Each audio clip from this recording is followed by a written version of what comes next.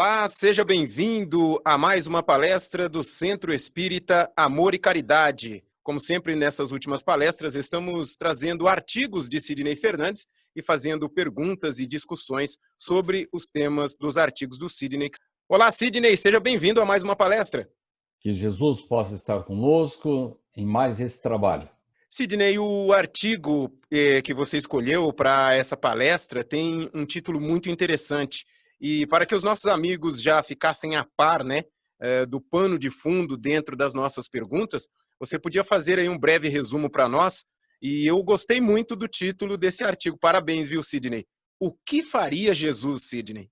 Na verdade, essa expressão, o que faria Jesus em meu lugar, refere-se a um livro bastante antigo, que vamos comentar durante a palestra, mas que também foi objeto de um trabalho muito importante de Richard Simonetti, do qual eu tive a honra de participar. Vamos falar de Jesus, vamos falar a missão que ele nos trouxe para a Terra, como sendo a maior revolução registrada pela história universal. Sidney, a primeira pergunta para a gente começar o nosso aprendizado de hoje dentro dessa palestra, qual foi a maior revolução registrada pela história universal? Sem dúvida, foi a missão de Jesus. As altas autoridades do nosso universo reuniram-se duas vezes. A primeira foi quando a Terra deslocou-se da nebulosa, tornou-se a morada que nós chamamos hoje de planeta Terra. Uma outra ocasião que esta equipe se reuniu foi para programar a vinda de Jesus. E ele realmente trouxe para nós claridades através de seus exemplos e atos. Esta missão de Jesus, essa revolução espiritual, constitui para nós seguro roteiro de aperfeiçoamento da vida terrestre. Mas enganamos-nos ao pensar que esta vinda de Jesus não foi planejada. 6.000 anos antes, ele começou a enviar mensageiros e missionários. Emmanuel cita alguns exemplos, como é o caso de Vyasa, um sábio chamado Krishna Dvapayana Vyasa, coletou essas verdades de diferentes fontes e as registrou num livro chamado Os Vedas. É o registro mais antigo que temos dos enviados de Jesus, desde os iniciados hindus, alguns milênios antes mesmo da vinda de Jesus, como depois Krishna, Buda e outros que vieram ao plano material para expor as suas verdades, preparando a vinda de Jesus. E com as verdades salvadoras, o povo recebeu a mensagem do amor. Havíamos tido antes a primeira revelação de Moisés. Jesus, depois de preparar a sua vinda com todos esses sábios, os profetas, trouxe para nós a sua verdade, as claridades divinas do seu amor desvelado e compassivo. Então, realmente, a maior revolução registrada pela história da humanidade foi a vinda de Jesus. Sidney, um lavrador, quando ele vai fazer a sua semeadura, né? Ele já, dependendo o que ele está plantando, ele já tem mais ou menos a noção do tempo em que ele vai fazer a colheita. No caso de Jesus, Sidney, com a sua semeadura, ele sabia que a colheita não seria breve? Sabia. Imaginemos falar em amor numa época em que a humanidade estava bastante distante desses sentimentos. Falar em amor ao inimigo, tolerância, respeito às leis, dizer em uma expressão simples de Jesus, tudo o que quiserdes que os homens vos façam, fazei-o assim também a eles. Essa expressão é revolucionária. E Jesus tinha plena consciência de que a humanidade não estava ainda preparada para assimilá-la assim de pronto. Tanto é que ele preparou a humanidade mandando vários mensageiros, vários profetas, sábios, homens de elevação intelectual, religiosa, para preparar a sua mensagem. Mas mesmo assim, ele sabia que a sua colheita não seria breve. Sabia que as almas que ele estava convidando para o esforço regenerador teriam grande dificuldade de assimilação da sua mensagem de amor, embora ela tivesse sido regada pelas palavras sábias e compassivas do Mestre Jesus. A gente sabe, né, lendo a história, que, como você citou aí, foram vários os preparativos, várias as pessoas que foram usadas nesse trabalho de Jesus. E dentre eles você cita no seu artigo um muito interessante. E eu gostaria de fazer a pergunta, Sidney, por que Jesus convocou Paulo de Tarso? Se não fosse Paulo, Jesus não seria conhecido por nós. Jesus não deixou livros e apenas o Evangelho não seria suficiente para que a humanidade assimilasse a grande mensagem. Ele precisaria de alguém de espírito enérgico, de fala fácil, de boa retórica e com a personalidade que tinha Paulo, um homem valoroso. É bom lembrar que Paulo, até antes da estrada de Damasco, era perseguidor de Jesus e de seus adeptos. Basta lembrar que ele estava indo para Damasco para prender Ananias, um cristão. Foi quando, na estrada de Damasco, ele viu um clarão, caiu do seu cavalo, ficou cego e ouviu as célebres palavras de Jesus: Saulo, Saulo, por que me persegues? E a partir daí, cego, Saulo foi até Damasco, até a casa de Ananias, que ele estava indo lá para prender ou matar, e Ananias restituiu a visão de Saulo, que a partir dali transformou-se no arauto do evangelho. E ele ficou numa situação bem difícil, porque ele era ferrenho defensor das leis mosaicas do templo. A partir dali, quando ele aceitou Jesus, ele ficou entre os antigos companheiros que o consideravam um grande combatente de Jesus e um defensor dos livros de Moisés, e também dos cristãos. Ninguém mais confiava nele, nem os velhos amigos, nem os novos amigos. Mesmo assim, transformou-se com muita fibra, dedicação, fidelidade ao Cristo e determinação, e passou a espalhar a mensagem cristã por todo o mar do Mediterrâneo. Com isso, essa mensagem ganhou contornos de universalidade. De igreja em igreja, de cidade em cidade, o convertido de Damasco inflamou corações e, com suas epístolas, tornou o Cristo conhecido por todo o planeta Terra. Então, Jesus agiu desta forma. Ele percebeu que por trás daquela agressividade de Paulo havia um homem de muito valor. É como, mal comparando, você está disputando um campeonato de futebol e vê que o adversário tem um grande jogador. E ele diz assim, bom, no próximo campeonato eu vou querer esse rapaz no meu time. Foi o que fez Jesus. Ele queria Paulo defendendo os princípios cristãos e foi buscar o atleta certo, um atleta de grande fibra, dedicação, de espírito luminoso, enérgico, com grande fidelidade para defender e difundir a mensagem cristã.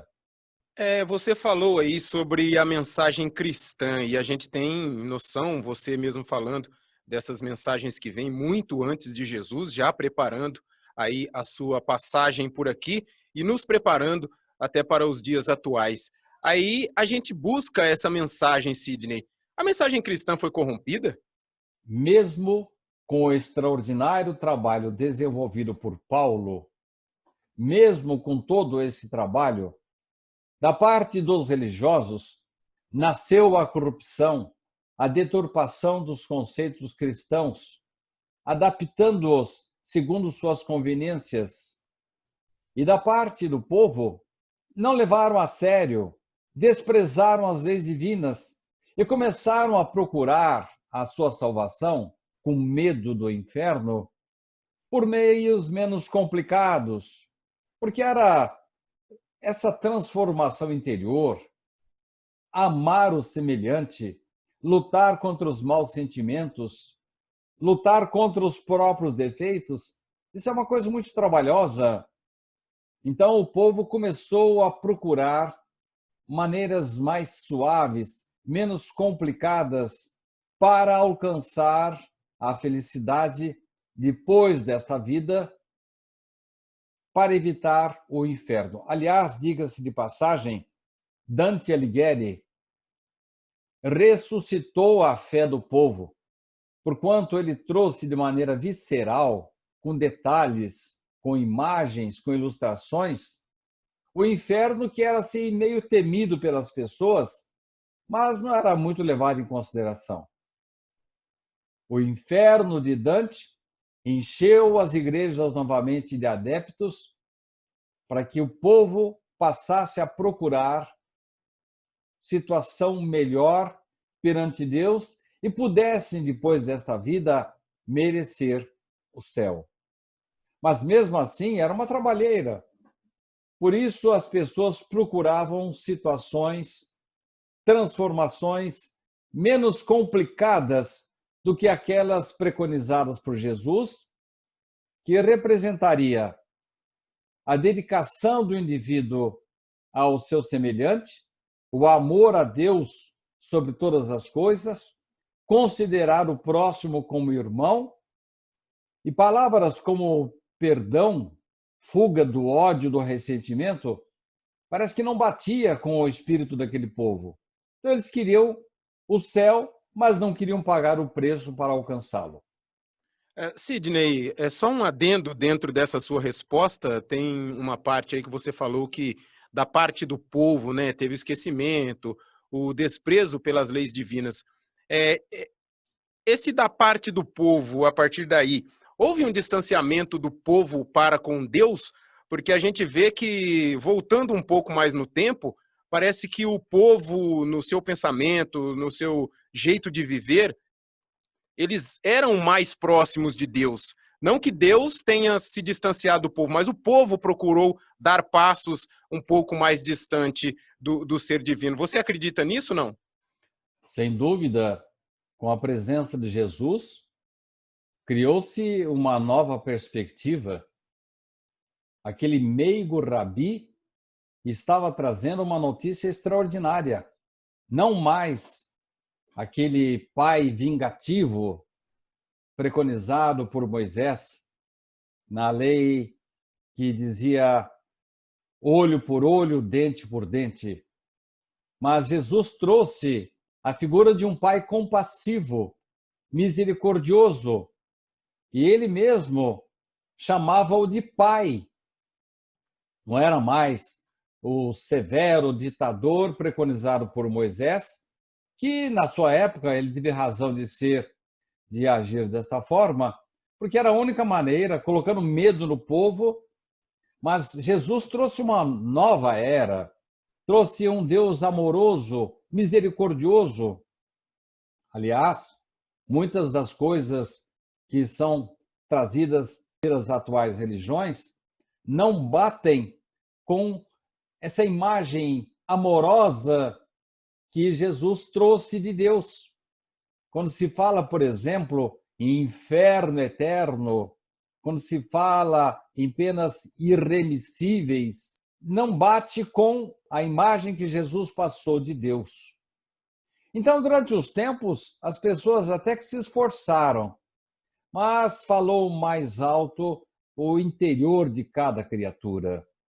E elas, convidadas a seguir os passos, os exemplos de Jesus, nem todos se sentiram competentes para isso. E começaram a procurar aí saídas diferentes, que não era exatamente o que Jesus havia trazido. Sidney, você falou aí agora, né, sobre saídas diferentes e você sempre cita esse tipo de coisa, né? Aí eu gostaria que você explicasse para quem está nos ouvindo ou nos assistindo agora o que são indulgências, Sidney. O princípio da indulgência até que foi nobre. Muitas pessoas efetivamente arrependeram-se dos crimes que haviam cometido aqui na Terra. Elas acreditavam piamente que os seus atos, os seus pecados, não lhes traria coisa boa depois da morte. Então procuraram realmente os religiosos.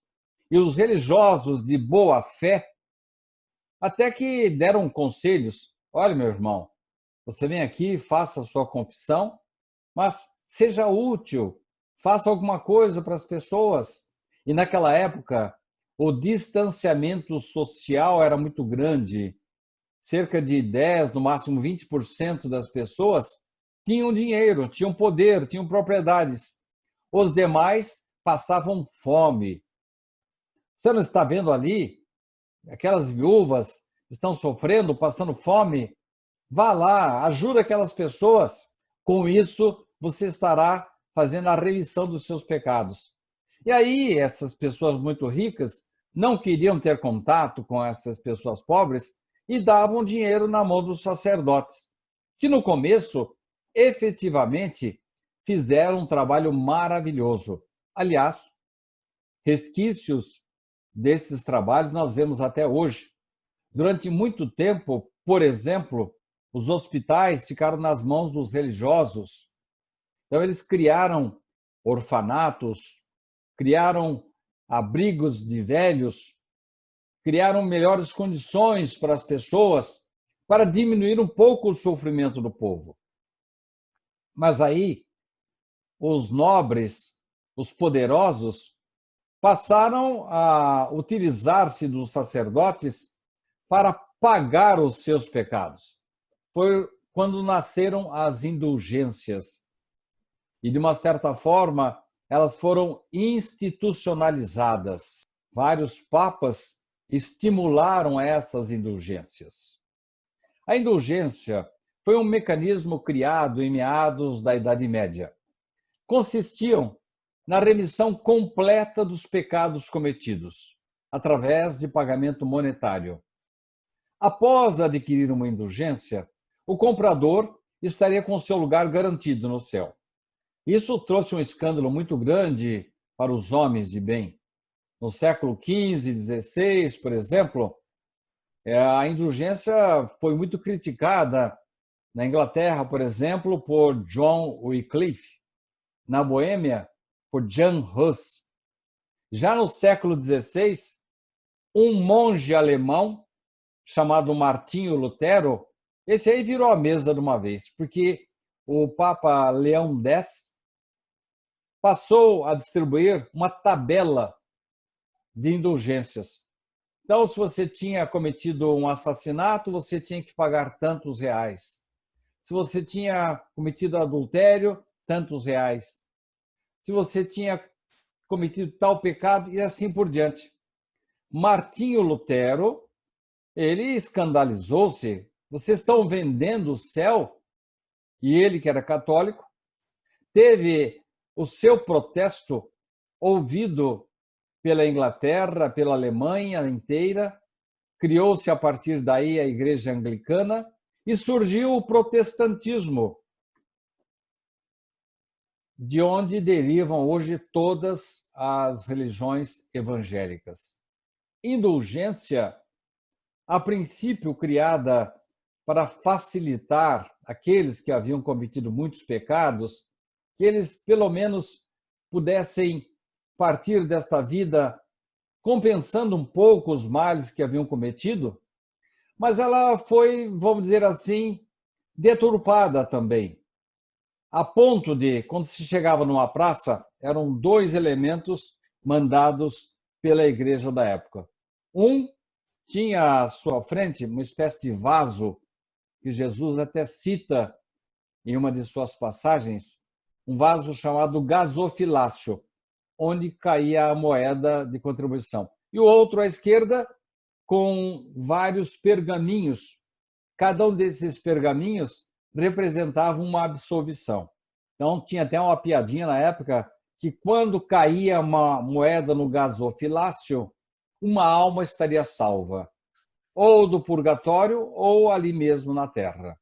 As pessoas literalmente estavam querendo comprar o céu. Infelizmente, religiosos inescrupulosos entusiasmaram-se com isso e passaram efetivamente a comercializar o céu. Para que os nossos amigos, ouvintes, telespectadores tenham uma ideia, grandes cidades brasileiras, como é o caso de Bauru, o centro da cidade pertencia totalmente à igreja. Por quê? Vinha um fazendeiro aqui desta região e resolvia doar uma grande gleba da sua fazenda para Jesus, para Maria, para Deus. Com isso, ele tinha certeza de que iria para o céu. Isto é uma espécie de comércio que foi criado por sacerdotes inescrupulosos e que não tinha nada a ver com a divindade, com Jesus. Tanto é que, até hoje, grande parte do centro da cidade de Bauru e outras cidades do Brasil ainda pertencem à igreja, que, com o passar do tempo, criou alguns mecanismos para fazer locação, para trazer rendas para a igreja, porquanto era muita terra para as quais a igreja não tinha assim como trabalhar, destinar e criar novas obras. Então, a indulgência foi isso. Foi uma maneira de se pagar por um certificado que garantia o céu. E o mais triste dessa história, que irmãos que levantaram-se contra a indulgência, principalmente Martinho Lutero, no século XVI, dele originou-se o protestantismo. E do protestantismo surgiram várias religiões que, infelizmente, nos dias atuais, no século XXI, ainda, de uma certa forma, vende as indulgências. Mas, gradativamente, as pessoas vão tomar consciência de que não é com dinheiro que nós teremos um lugar melhor além desta vida, e sim através da nossa reforma moral, através do nosso esforço para superar os nossos defeitos. E vamos tomar consciência também de que não há infernos irremissíveis. Não condiz com a bondade, com a misericórdia do Deus que Jesus nos trouxe. E com o passar do tempo, a humanidade vai começar a tomar consciência de que apenas uma vida não é suficiente para alcançarmos a perfeição, tanto intelectual quanto moral, e talvez tome consciência também de que a Terra é apenas um dos planetas que Deus nos ofereceu como morada. E ele já dizia, né? Na casa do meu pai há muitas moradas. Mas isso é com o passar do tempo. A doutrina espírita nos esclarece esse respeito e está aí para quem queira aprender e aplicar na sua própria vida para alcançar melhores níveis evolutivos. Sidney, você acabou meio que quase respondendo uma pergunta que eu gostaria de fazer ainda dentro dessa questão da indulgência. Você cita aqui no seu texto o século XIV. Do século XIV até hoje, eu ia perguntar para você, Sidney, será que existem pessoas que ainda acreditam nas indulgências, no fato de você, com dinheiro ou alguma outra atividade, pagar, cobrir o seu pecado e ter um espaço no céu? Será que hoje, em 2020, tem gente que acredita nisso? Infelizmente, sim.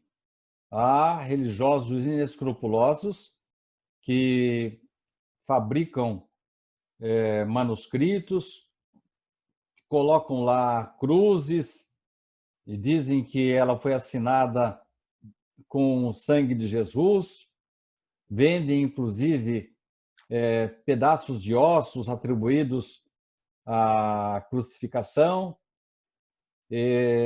Tempos atrás eu vi um caso aí de uma pessoa que estava com várias canetas numa cesta e ela estava vendendo as canetas abençoadas, dizendo que quem comprasse a caneta passaria em qualquer concurso. Enfim, há sempre algum espertalhão que vai arvorar-se em representante dos santos, de Jesus, de Deus na terra, para ganhar dinheiro diante da inocência das pessoas. Vou citar um caso aí que aconteceu com uma amiga minha, de uma cidade em que eu fui fazer palestras, em que ela me contou, eu vou resumir o comentário dela, de um indivíduo que comunicou-se no centro espírita revoltado porque ele havia comprado o céu e não havia encontrado. E voltou aqui para a Terra para tomar satisfações com um indivíduo que havia lhe vendido o céu. E ele foi até objeto de uma cena ridícula lá na espiritualidade. O indivíduo dizendo, eu comprei o céu. Que, rapaz, você pensa que é fácil assim? Você tem que se reformar, se melhorar. Para encurtar a história, essa mesma amiga que acompanhou numa sessão espírita, em que manifestou-se esse homem revoltado porque não havia encontrado o céu que ele havia comprado, tempos mais tarde ela é procurada por aquele que havia vendido o tal do pergaminho. Estava totalmente obsidiado por aquele indivíduo que havia comprado o céu nesse verdadeiro estelionato espiritual. Então, ninguém prejudica outra pessoa e fica incólume. A lei de causa e efeito vem mais cedo ou mais tarde. Sidney, na sua resposta, você citou alguns nomes, né, como John Wycliffe, Jan Hus e o Martinho Lutero. Aí, no texto também, você cita uma outra pessoa. Eu gostaria de perguntar a você, quem foi Maniqueu? Na verdade, quando Jesus, isso é uma anotação de João, disse que ele não havia dito tudo e que mandaria um consolador para complementar a sua mensagem, curiosamente, muitos se propuseram a complementar a mensagem do Cristo. Ainda mais, alguns de boa fé, de boa observação, que perceberam que realmente a mensagem cristã havia sido conturbada, corrompida. Então, muitos vieram para se propor a ser o consolador prometido. Um deles chamou-se Maniqueu. Ele é um filósofo cristão do século III, de origem iraniana. Quando ele era jovem, teve uma visão em que o seu anjo protetor recomendou que ele se afastasse do mundo para receber a revelação de uma nova religião. Ele queria purificar as mensagens até então recebidas pelos profetas, religiosos e do próprio Jesus. Que preceitos Maniqueu queria restaurar? Ele está vendo alguma coisa errada que ele gostaria de colocar nos trilhos novamente, Sidney? Ele percebeu que ninguém estava dando muita atenção para as coisas de Jesus. Mas ele queria restaurar também os preceitos de Zoroastro, de Buda, do próprio Jesus, que, segundo o entendimento dele, haviam sido esquecidos e desprezados. Principalmente Zoroastro, que nasceu 630 anos antes do nascimento do Cristo, e, por sua vez, também havia tido uma visão com um anjo, e Zoroastro entendeu que o mundo estava dividido entre as forças do bem e do mal. E ele teve ainda outras visões relacionadas com ressurreição dos mortos, vida após a morte.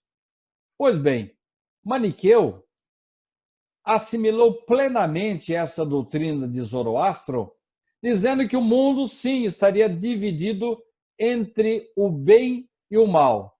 Isto é, não haveria meio termo, nem qualquer esperança ao que tivesse assumido intrinsecamente a condição de mal. E dizendo que quem era mal para sempre, eternamente, e que não tinha salvação. Então, Maniqueu, desse nome surgiu a doutrina do maniqueísmo, que até os presentes dias ainda é pregada e é assumida por várias pessoas. E, como você disse, né, do maniqueu veio o maniqueísmo. E o que diz Emmanuel sobre o maniqueísmo, Sidney? A esse respeito, Emmanuel pondera que a sociedade humana jamais poderia fazer essa divisão de si própria, separando de um lado bons, do outro lado os maus. A doutrina espírita nos ensina que nenhuma só alma está irremediavelmente perdida. Não existem as penas irremissíveis. Aliás, Richard Simonetti costumava dizer que o único determinismo que existe é o da evolução, de que o homem foi criado para se tornar melhor, para se aproximar o máximo possível de Deus. E se o homem, uma só alma, estivesse perdida, Deus teria falhado em seus propósitos. E isso é uma coisa inadmissível.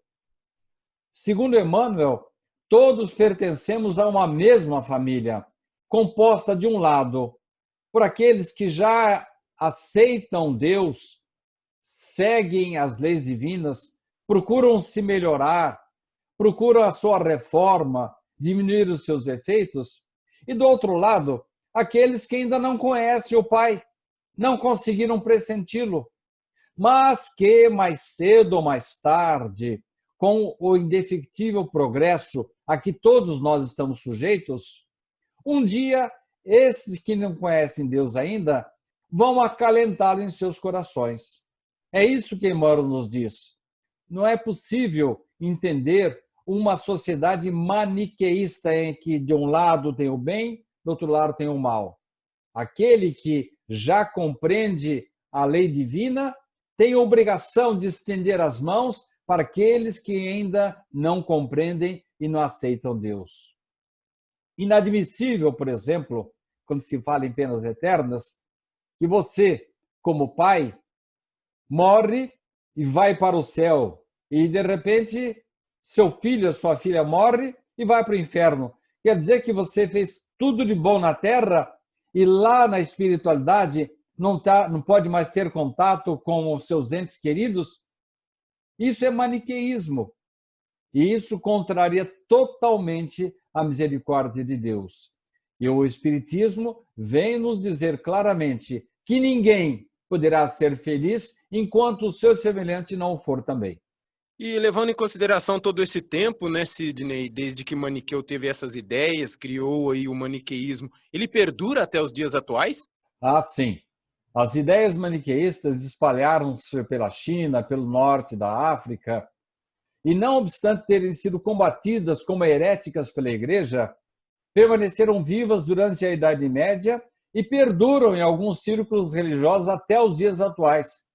Infelizmente, até hoje, ou ele é eleito e vai para o céu, e o resto vai para o inferno. Há poucos dias eu vi um absurdo na televisão, um jovem que veio na televisão dizendo que, em nome de Jesus, aquele indivíduo teria que ser aniquilado.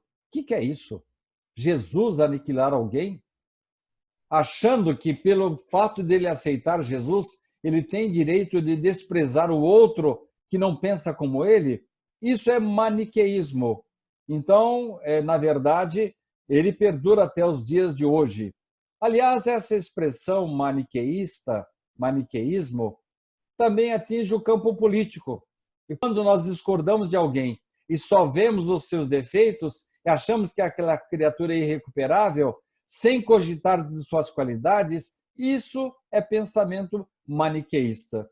Aliás, Santo Agostinho foi, durante um tempo, maniqueísta, mas depois ele aceitou a doutrina cristã e, diga-se de passagem, também aceitou os princípios reencarnacionistas e passou a cogitar, a defender a ideia de que toda noite nós deveríamos pensar nos nossos defeitos para nossa melhoria moral, mas sem deixar de estender as mãos para aquele que ainda estava, entre aspas, no pecado.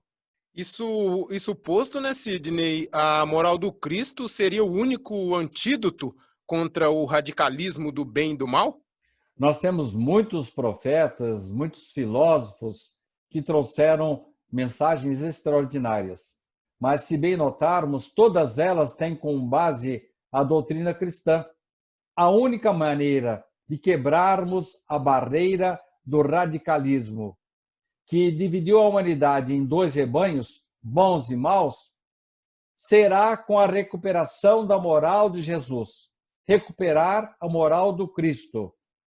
E a moral do Cristo não é complicada. Diz André Luiz que com 10 minutos de leitura do Evangelho, teremos um roteiro para a vida toda. E esses minutos poderão ser reduzidos a alguns segundos diante deste enunciado: tudo o que quiserdes que os homens vos façam, fazei-o assim também a eles.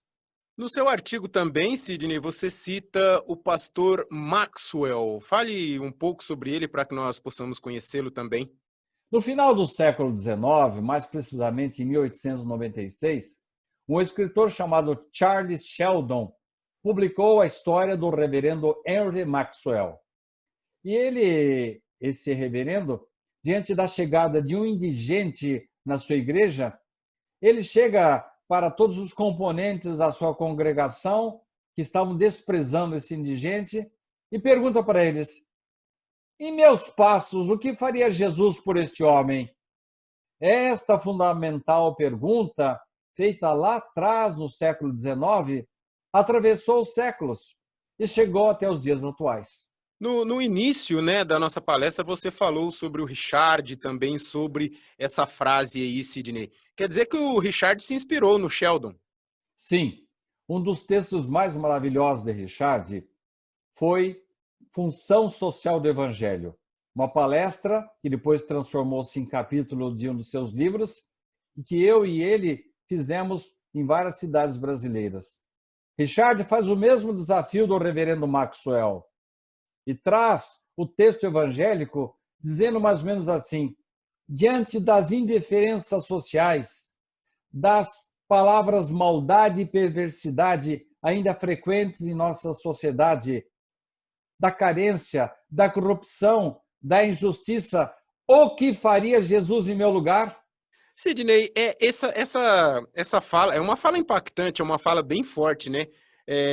Em meus passos, o que faria Jesus? Foi assim, tipo um brado de alerta?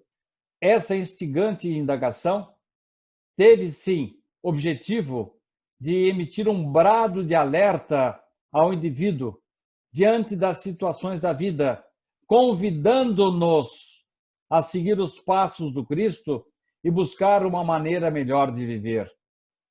A uns, esse convite soou como estímulo à caridade, a outros, como impulso para lutar pelo resgate dos oprimidos. Para todos, esse alerta de Richard Simonetti representou um chamado à transformação pessoal.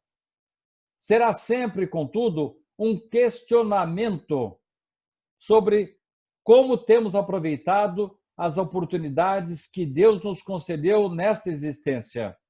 E se não seria o caso de abrirmos mão daquilo que nós achamos de mais valioso, mas em favor de um bem maior?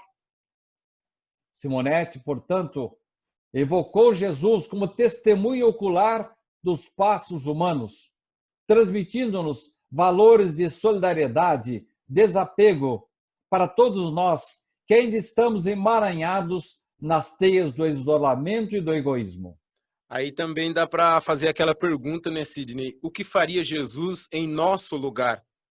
Jesus, quando nos convidou a orar, pelos que nos perseguem e caluniam, não foi uma mera retórica. Na cruz, ele já disse assim: perdoem esses pobres coitados aí, eles não sabem o que fazem. Você sempre fala das pessoas no final da noite ali fazer aquela reflexão, né, Sidney? Caberia essa pergunta, né? Em meu lugar, o que faria Jesus? Em cada situação da vida, nós precisamos treinar a demonstração das marcas do Cristo. Os padrões educativos que Jesus nos legou podem ser aplicados em todas as situações, em todas as particularidades do relacionamento social.